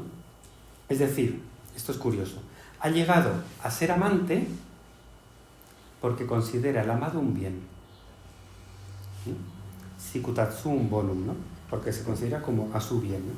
La habitudo es la forma novedosa del que ha llegado a ser amante del amado. Y esta forma implica una relación entre ambos. Esto es la coaptatio. Y esto es una nueva plasmación, una forma nueva de plasmar a la persona, porque es un nuevo ser del hombre en una unión novedosa con el Creador, que no es ni la esencia ni la presencia, sino la forma propia de la gracia. Es una forma amorosa, una forma de unión interpersonal. Entonces, Santo Tomás, aunque ha encontrado en Dionisio la forma más adecuada para expresar lo que supone la unión, vuelve a recurrir a Aristóteles, con el comentario a la Ética, para explicar la unión recurriendo a un nuevo término, la aprehensio, con H, ¿no? Con este término se puede precisar mejor aún lo que es el conocimiento propio del afecto, porque tiene lugar, ¿no?, en una unión intencional con aquello que consideramos un bien y que está fuera de nosotros. Así entendida, la aprehensión supone un cierto modo de salida, de éxtasis, para constituirse en la unión con el bien, ¿no? Me constituyo con algo que está fuera de mí. La diferencia entre Aristóteles y Dionisio radica en la perspectiva que cada uno de los dos sigue, ¿no? Dionisio se acerca a la atracción que el bien ejerce sobre el sujeto para convertirlo en amante, y Aristóteles en la manera como el sujeto se vincula a aquello que ha considerado como bien por la aprehensión. Llegamos al final, que es la Summa Theologiae. En este recorrido hemos ido comprobando cómo Tomás se ha ido introduciendo en el misterio del amor como una unión afectiva. En la Suma va a exponer su tesis final definiendo el amor con tres términos que han de mantenerse unidos, que son inmutatio, coaptatio y complacencia. Por ser breves, la inmutación supone un cierto dinamismo de cambio. La inmutación implica un cambio. La coaptatio explica este cambio como un ajuste entre el amante y el amado. Y la complacencia indica un cierto placer en la unión que apunta ya al gozo de la unión real posterior. El amor es realmente una fuerza que, atrayendo dos polos, los convierte en amante y amado. Este es el cambio. Antes no eran amante y amado, luego sí. De este modo, el amante llega a ser amante por una dilatación de su ser, por una alteración de su ser, por una unión con otro alter. Al recibir al amado es alterado, cambia y se transforma en amante. Y solo puede ser entendido en profundidad desde la unión con el amado. Eso es importante, ¿no? Bueno, concluimos un poco viendo la unidad de la doctrina tomista y la grandeza del alma humana. Si retomamos ahora las tres notas que encontramos en el comentario de San Juan, unir a Dios, elevar a Él y liberar de lo mundano, podemos ver que coinciden las tres dimensiones de la unión afectiva. La unión con Dios es un cambio y por lo tanto una forma de inmutación que al mismo tiempo nos adapta a Él. En eso consiste el poder elevar a Dios la mirada y nos libera de lo mundano en la misma complacencia de la unión. Al complacernos en la unión somos liberados de lo mundano. Sí, esto es también muy sugerente. Sin que haya una referencia explícita a la suma, Santo Tomás está aplicando, ¿no?, en el comentario de San Juan el mismo esquema que ha venido desarrollando a lo largo de toda su trayectoria de estudio, lo cual es muy sugerente porque nos permite entender que el Aquinate tiene un pensamiento unitario. Eso es de las cosas más bonitas cuando uno estudia a Santo Tomás. Es decir, la estructura psicológica que explica la acción humana es la misma que se utiliza para la explicación del desarrollo de la unión mística en el comentario a San Juan. Este aspecto es de gran relevancia para poder superar las quiebras que encontramos hoy día entre la psicología, la moral y la espiritualidad. El desarrollo virtuoso y místico coinciden, porque es el desarrollo de la vida de la caridad entre Dios y el hombre. Al intentar responder ahora a la pregunta por la profundidad del alma humana, hemos alcanzado una respuesta inesperada quizá, y es que, por la unión amorosa con Dios, el alma humana adquiere una cierta infinitud, en virtud de la infinitud de su amado. La relevancia de la unión afectiva para la explicación de la mística resuelve al mismo tiempo las dificultades que las actuales comprensiones de la afectividad suscitan.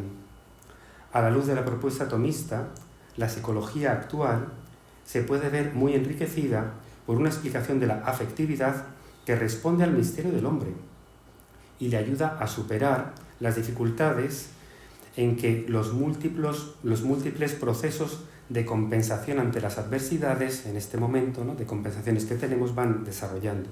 Además, es una riqueza también para la espiritualidad hoy día, que nuestra espiritualidad católica hoy día no está libre del emotivismo, que no entiende la acción humana y su relación con la gracia. La propuesta tomista permite explicar adecuadamente la evolución del creyente como crecimiento en la virtud de la caridad. El esquema de la virtud, sostenido por el dinamismo afectivo, como hemos visto, nos posibilita adentrarnos en esta morada que Dios va haciéndose en el interior del hombre.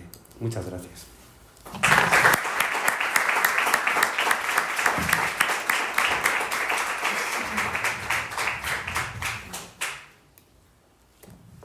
Pues muchísimas gracias por la ponencia, reverendo.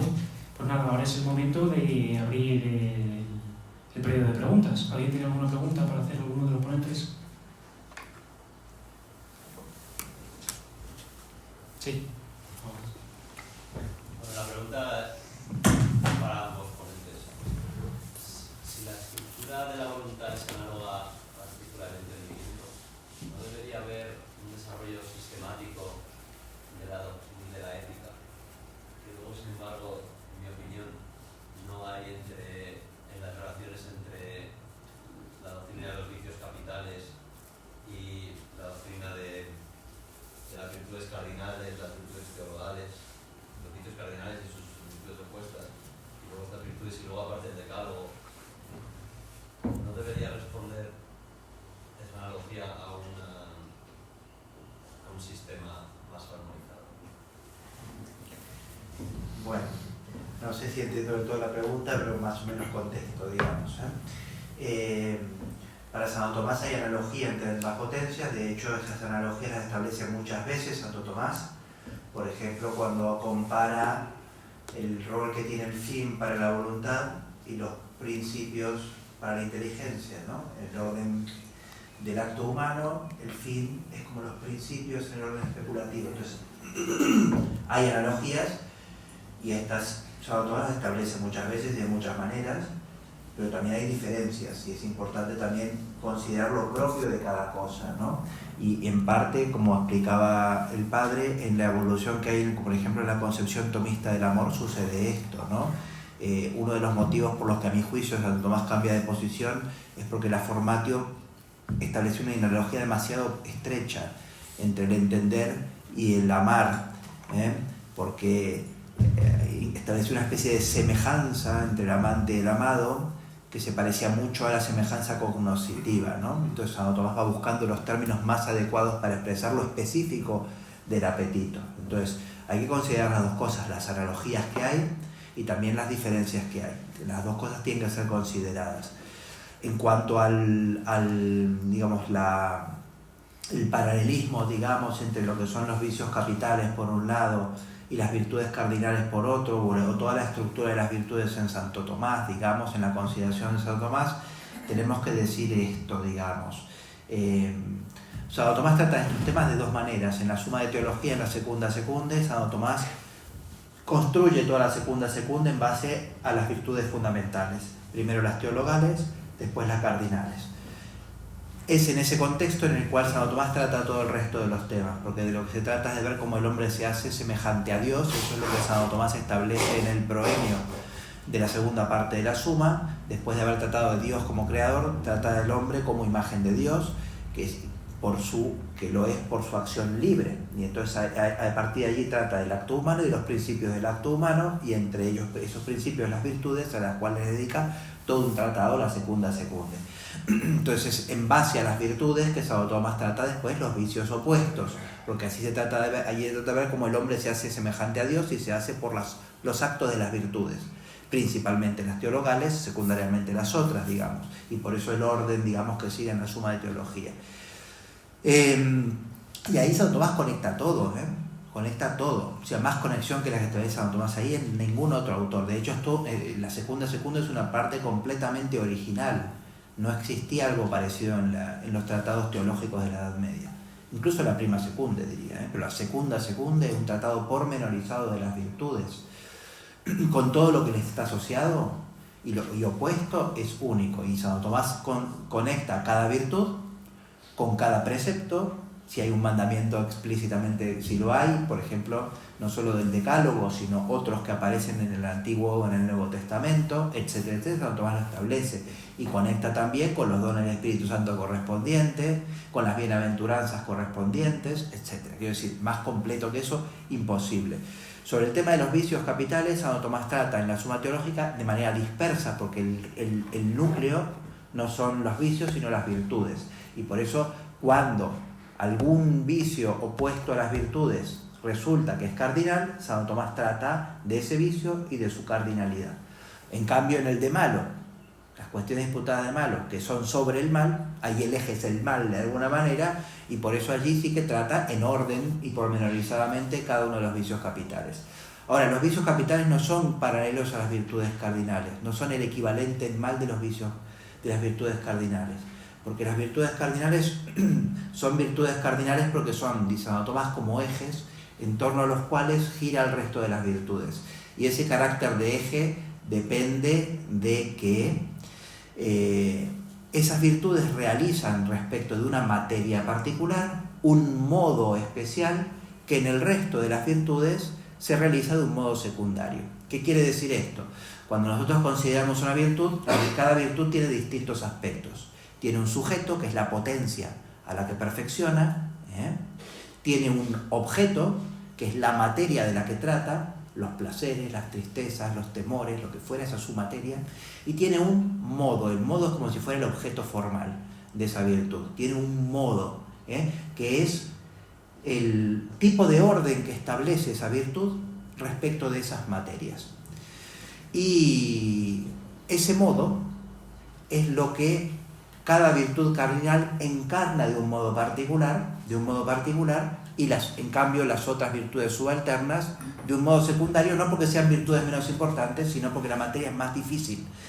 Pongo un ejemplo para que entendáis y así no me extiendo mucho más. La templanza y la fortaleza, que son las más fáciles de explicar brevemente, ¿no?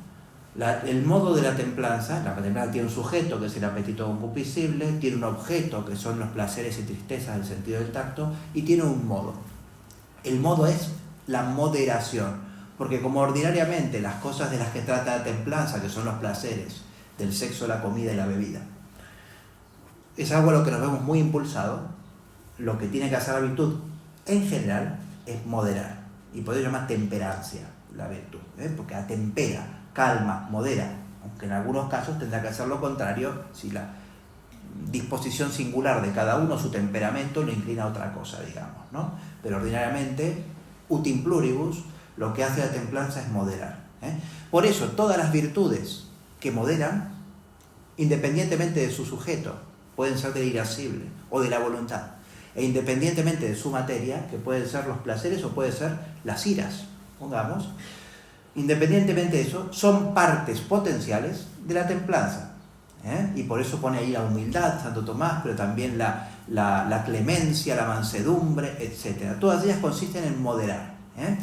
Mientras que cuando se trata de impulsar, que es lo que hace la fortaleza, sostiene e impulsa ante el temor de muerte, bueno, todas las virtudes que impulsan, o que sostienen e impulsan, son partes de la fortaleza. Ese es el orden según el cual una virtud se llama cardinal, ¿eh?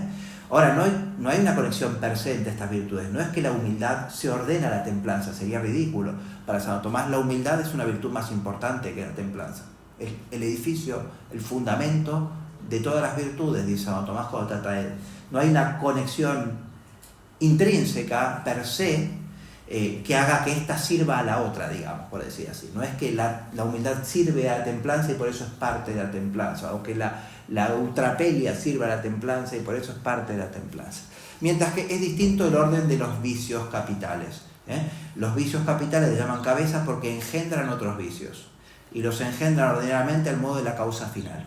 Y entonces la doctrina de los vicios capitales es una teoría de la causación. Por eso Santo Tomás trata de ese tema especialmente en la Suma de Teología, cuando habla de las causas del pecado en la Prima Secunde. Es en ese contexto de las causas del pecado, Santo Tomás se pregunta si un pecado puede causar otro pecado. Y es en ese contexto que trata de los vicios capitales, porque es una teoría de la causación de los actos y de los vicios. Entonces allí lo que se trata es que un vicio se llama capital porque es capaz de causar otros, y allí sí que hay una conexión causal. La templanza no causa la humildad no causa la templanza, pero no sé, para poner un ejemplo, la vanagloria causa que todo lo que pone allí Santo Tomás como hijas de la vanagloria, la hipocresía, la presunción de novedades, la desobediencia, etcétera, etcétera, etcétera. ¿Me explico? Entonces, no hay paralelismo. Ahora, que hay orden en Santo Tomás explicando esto,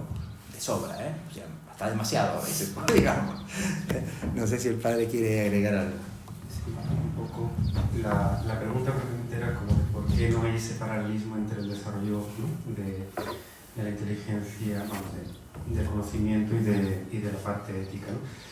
Bueno, ahí yo creo que también sería conveniente pensar cuál es el objetivo que tiene Santo Tomás cuando él escribe, cuando él estudia, cuando él vive, ¿no? Que es la relación con Dios, ¿no? Entonces, en ese sentido también, es decir, eso es interesante. Fijaos que, de alguna manera, que dedique la primera parte, la prima parte, ¿no?, al conocimiento, y luego toda la segunda parte que son 2/3 de la suma, a la parte ética, y luego ya al final la sacramentaria y demás, ya te está indicando algo, pero es decir, que él tiene una preponderancia sobre la cuestión de la acción humana para dirigirse a Dios, ¿no? De alguna manera también la misma estructura de la suma responde a la ética nicómaco, porque ahí Aristóteles se preguntaba cómo sería más feliz el hombre, por la contemplación de la verdad o por la vida con amigos virtuosos, ¿no? La estructura de la suma responde también, ¿no?, a esta cuestión, es decir, no es por la caridad, que es, ¿no?, un modo de conocimiento propio. Entonces, yo creo que esta es la cuestión. Es decir, lo más alto del hombre es vivir la caridad como un modo de amistad con Dios. Y eso requiere, pues, una forma de conocimiento que es mayor que la forma cognoscitiva. Esto es lo que yo decía en mi parte, ¿no?, del tema de lo que él toma del pseudo Dionisio, ¿no? Es decir, que es mayor lo que se puede conocer padeciendo lo divino. Es una frase de pseudo Dionisio, dice que su maestro Hieroteo, ¿no?, que había aprendido padeciendo lo divino, ¿no? Entonces, el modo experiencial, que es un modo afectivo de conocimiento, es mucho más grande y por eso mucho mayor, mucho más elevado, y por eso tiene mucho más desarrollo también, porque conduce mejor al hombre, ¿no?, al fin para el cual existe también. Entonces, esta es la cuestión también. ¿Alguna pregunta más? ¿Se anima alguien? Sí, adelante. Martín, la noción de la memoria intelectiva en el caso de los ángeles, si se puede conservar una memoria intelectiva hacia Dios propio, se supone que los ángeles debe haber, pero ¿cómo está el tema de la temporalidad del acto, digamos, angélico? Bueno, me imagino que Gabriel se acuerda de que le anunció a María pero bueno, no sé cómo se puede dar. Sí, bueno, es un tema que Santo Tomás explícitamente nos trata, ¿no? Evidentemente, ¿no? Entonces, tenemos que recordar los aspectos que tiene la memoria, que son la retención de la especie de lo conocido, y tenemos después el aspecto de la temporalidad, ¿no? Evidentemente, siguiendo el principio que Santo Tomás establece para responder a Avicena, porque Avicena lo que decía es, hay memoria sensitiva pero intelectiva no. Cada vez que conocemos nos volvemos hacia el intelecto agente separado, que en ese momento nos infunde la especie de lo conocido. Y Santo Tomás responde, no, las cosas espirituales son más firmes y más consistentes que las cosas materiales, y por lo tanto lo que queda impreso ahí, queda impreso mejor. Y entonces con mucha más razón, si hay memoria sensorial, hay memoria intelectiva. Entonces, desde ese punto de vista, evidentemente, el ángel tiene el hábito de las especies, o lo análogo que tengan ellos, cognoscitivas, ¿no? El tema es el aspecto de temporalidad. Entonces, el ángel, incluso cuando conoce las cosas temporales, las conoce al modo suyo, y el ángel no está sujeto al tiempo, aunque hay actos suyos que aparezcan temporalmente de alguna manera en la medida que interviene en nuestra historia, ¿no? Lo que sí que hay en el ángel es algún tipo de duración, que se llama el ego, ¿no? Y que no es exactamente la eternidad, ¿no? Y entonces, análogamente a como en nosotros existe la captación de la sucesión de los actos, digamos, y el conocimiento, por lo tanto, después retrospectivo de que un acto vino antes que el otro, como cuando escuchamos que alguien explica algo y nosotros ya sabemos que esto lo hemos entendido antes, digamos, ¿no? Yo creo que análogamente seguramente hay en el ángel un conocimiento existencial de sí, un conocimiento, por lo tanto, de su propia duración también, y por lo tanto habrá algo análogo a lo que nosotros llamamos memoria intelectiva, ¿no? Que será su mismo intelecto, captándose así a sí mismo, ¿no? Pero todo lo que es, digamos, la dimensión de la vida personal angélica, es verdad que Santo Tomás está menos desarrollado, porque Santo Tomás desarrolla sobre todo cuando habla del conocimiento angélico, todo lo que se refiere al conocimiento esencial, de alguna manera. El primer objeto del conocimiento angélico es su propia sustancia, claro, su sustancia es un singular también, pero bueno, es su propia esencia, pero lo que sería, digamos, la dimensión, porque también es verdad, por ejemplo, que además de el ángel conocer su esencia como objeto qualitativo, el ángel recuerda no solo que anunció a María, sino también que pecó, por ejemplo, en el caso de los demonios, ¿no? Cosas que podrían haber hecho, porque los actos angélicos no brotan necesariamente de su esencia como brotan de otro tipo de naturaleza, ¿no? Sino que brotaron libremente esos actos, ¿no? Entonces tiene que haber un conocimiento angélico de los actos de su vida personal, cognoscitiva y volitiva, ¿no? Entonces hay algo ahí que está me parece, yo tampoco he entrado tanto en la angelología de Santo Tomás, igual esto sí que buscándolo se encuentra, me parece que en la suma no tanto, pero podría estar. Gracias. ¿Alguna pregunta más?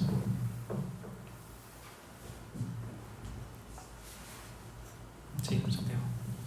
Una pregunta para los dos, así breve, y bueno, simplemente la cuestión de cómo el conocimiento del alma lleva a Dios, ¿no? Ha salido el tema, por ejemplo, de las potencias del alma y cómo pueden ser imagen de la Trinidad, ya en Agustín, ¿no? Y quería preguntar si en Santo Tomás hay algo así como la necesidad de que el alma se conozca a sí misma por su acto y demás, para llegar de algún modo a Dios, por si quieren responder los dos o cualquiera de los dos. Sí, esto lo desarrolla Santo Tomás en muchos lados, pero bueno, hablando de la Suma de Teología, en la cuestión 93 de la primera parte, ¿no? Porque allí es donde trata el tema de la imagen, y la fuente principal de Santo Tomás, más allá de la Sagrada Escritura, por supuesto, ¿no? El libro de Génesis, especialmente, es el de Trinitate de San Agustín. Y Santo Tomás fue comprendiendo cada vez más el de Trinitate de San Agustín.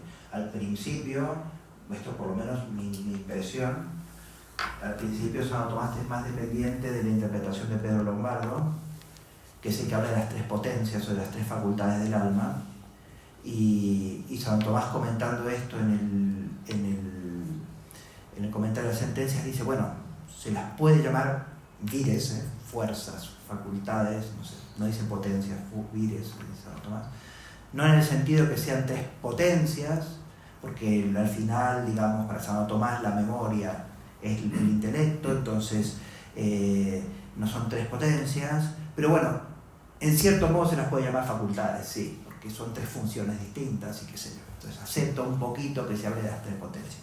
Santo Tomás se va dando cuenta con el desarrollo de su pensamiento que el acto es más perfecto que la potencia, que la noción de imagen es dinámica y que, aunque se puede decir que el hombre es imagen de Dios por sus potencias y sus hábitos, es sobre todo imagen de Dios por sus actos y sobre todo por lo que procede de esos actos. Porque al final, digamos, lo que aparece en el cuerpo del artículo que yo he leído después, otra parte, una respuesta a las objeciones, no es tanto ni mente, memoria, ni mente, noticia y amor, ni memoria, inteligencia y voluntad, sino el discente, el verbo y el amor. Que Santo Tomás toma del último libro de el de Trinitate. Es decir, Santo Tomás se va dando cuenta, o por lo menos así lo va interpretando, que San Agustín nos dice su última palabra hasta el último libro del de Trinitate, ¿no? Esto es un poco la idea. Entonces, parecería que para poder hablar adecuadamente de estas cosas divinas, teniendo en cuenta lo que la palabra de Dios dice en la Sagrada Escritura, por ejemplo, que el verbo se hizo carne, ¿no? Porque claro, ¿por qué Santo Tomás se pone a hablar con San Agustín de estas cosas? Está en la Sagrada Escritura, ¿no? Y se dice que está el verbo, ¿no? Y el Espíritu Santo parece vinculado al amor, ¿no? Y entonces es a partir de allí que Santo Tomás utiliza las analogías de lo que es la estructura de la mente, lo cual lo obliga a profundizar en la estructura de la mente y la manera de funcionar de sus operaciones, etc.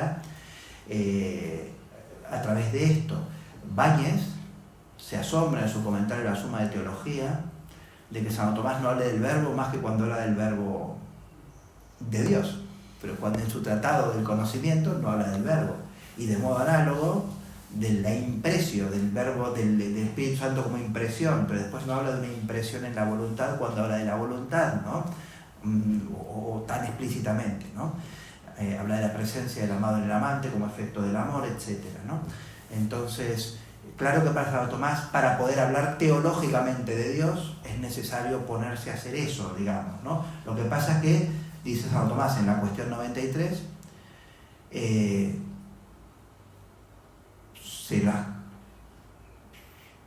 el conocimiento y amor de sí reflejan a Dios si las vemos como reflejo de Dios. Es decir, si uno se queda solamente en el estudio de lo que es vertirse sobre sí mismo, todavía no llega a Dios. Hay que referir eso a Dios, digamos, ¿no? Entonces ahí sí que uno contempla, como en un espejo, en el espíritu creado, lo que es lo que sucede en la Trinidad, ¿no? Bueno, esto es lo que diría, pero quizá el padre tiene alguna cosa más que decir. Yo creo que enfocaría la cuestión verdaderamente por el hecho de ser racional. Hay una inclinación a conocer a Dios y a conocer las verdades sobre Dios, es decir, en las inclinaciones que aparecen, ¿no? En la cuestión interior aparece también, ¿no? Es decir, las inclinaciones naturales aparece conocer la verdad sobre las cosas de Dios de modo particular. Sin embargo, esta inclinación hacia Dios va apareciendo más como una atracción de Dios como bien supremo, ¿no? Que ejerce sobre mí, que en una cuestión intelectual.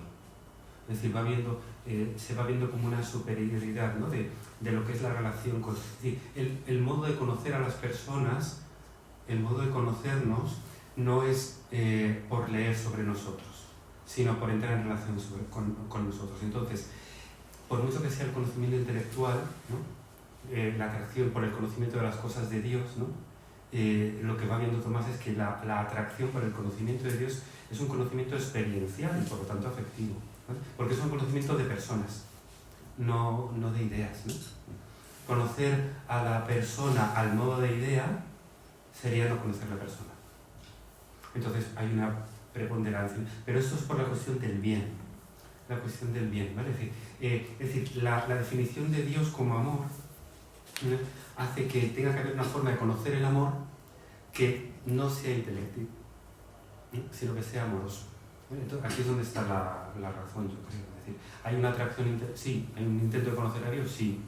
Y de hecho, recuerdo que teníamos un profesor en teología, ¿no?, que nos decía, dice, nadie se ha convertido al cristianismo por leerse la Suma Teológica. Posiblemente se hubieran apartado de la iglesia, ¿no? Es decir, pero no, porque es por el contacto, ¿no? Por el contacto, ¿no? Es otra forma de conocimiento. Es decir, lo importante aquí es que vemos que hay otra forma de conocer, que es lo que Santo Tomás está hablando, ¿no? Y esa es la que trae. ¿Alguna pregunta más? ¿Ninguna? Vale, pues nada. Desde la organización quisiéramos agradecer a los dos ponentes por la maravillosa ponencia que han dado y a todos ustedes por haber asistido. Reanudamos el congreso a las 4:15 con la próxima mesa redonda, ¿vale? Muchas gracias. Hasta luego.